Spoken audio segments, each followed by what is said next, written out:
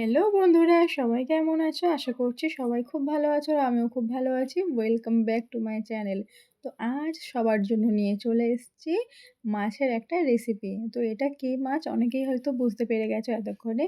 এটা হলো পার্শে মাছ। আর পার্শে মাছটা এখানে আমি ছোট সাইজের নিয়েছি। তো আজ পার্শে মাছের একটা মজার রেসিপি তোমাদের করে দেখাবো। তার জন্য মাছে প্রথমে লবণ, লঙ্কা গুঁড়ো, হলুদ গুঁড়ো দিয়ে ভালো করে মাছগুলোকে আমি মাখিয়ে নেব। আর আমার বন্ধুদের জন্য আমি বলছি, যারা আমার চ্যানেলটা সাবস্ক্রাইব করছো তারা আমাকে প্লিজ একটা করে কমেন্ট করো। সেই কমেন্ট ধরে তোমাদের আমি ব্যাক দিতে পারবো, নইলে আমি পারছি না।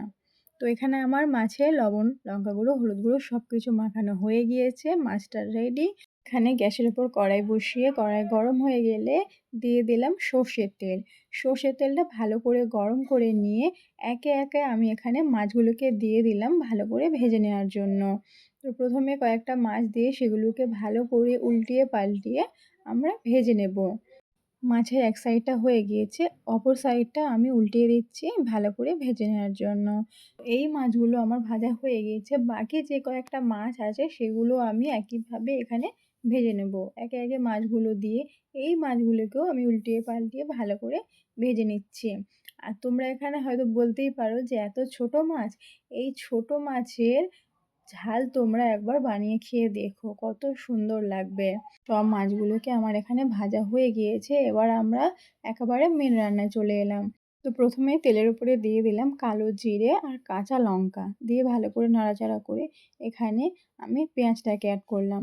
আর পেঁয়াজটা আমি বেশি বাটেনি, হালকা করে একটু গ্রেট করে নিয়েছি।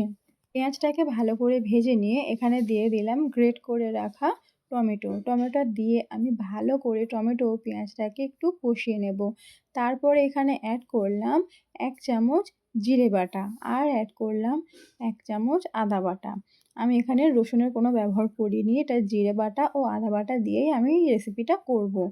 দিয়ে ভালো করে নাড়াচাড়া করে এখানে একে একে আমি হলুদ গুঁড়ো, লঙ্কা গুঁড়ো ও লবণ অ্যাড করে দিলাম। দিয়ে ভালো করে মশলাটাকে কষিয়ে নিলাম। আর মশলা যাতে তলায় লেগে না যায় সেই জন্য আমি এখানে একদমই সামান্য পরিমাণ একটু জল অ্যাড করব। জলটা অ্যাড করলে কি হয়, মশলাটা তলায় লেগে যায় না, রান্নাটা ভালো হয় বা মশলাটা ভালো করে আমি কষাতে পারি। তো জলটা দিয়ে এই মশলাটাকে আমি ভালো করে একটু কষিয়ে নেব। মশলাটা আমার এখানে ভালো করে কষা হয়ে গিয়েছে, আমি এখানে এবার জল অ্যাড করে দেবো। আর যেহেতু আমি এই মাছের তেল ঝালটা একটু গ্রেভি করতে চাইছিলাম, সেই জন্য আমি এখানে কম জলই অ্যাড করব। আমার এই রেসিপিটা তোমরা কে কোথা থেকে দেখছো অবশ্যই আমাকে কমেন্ট করে জানিও। তোমাদের কমেন্ট ধরে তোমাদের পরিবার থেকে ঘুরে আসবো। দেখো জলটা আমাদের এখানে ফুটে গিয়েছে, এবার একে একে আমি মাছগুলো এখানে অ্যাড করে দেবো। মাছগুলো এখানে দিয়ে দেওয়ার পরে রান্নাটাকে আমি হালকা কিছুক্ষণ ফুটতে দেব। তো রান্নাটা আমাদের পুরোপুরি রেডি হয়ে গেছে। আমার এই রেসিপিটা তোমাদের কেমন লাগলো অবশ্যই আমাকে কমেন্ট করে জানিও। ভিডিওটা ভালো লাগলে লাইক, কমেন্ট, শেয়ার করে দিও। নতুন বন্ধু হলে চ্যানেলটিকে সাবস্ক্রাইব করে আমার পাশে থেকো। আমার এই রেসিপিটা পুরোটা দেখার জন্য তোমাদের অসংখ্য ধন্যবাদ। আর হ্যাঁ, বাড়িতে রান্নাটা অবশ্যই ট্রাই করে দেখো। টাটা বন্ধুরা।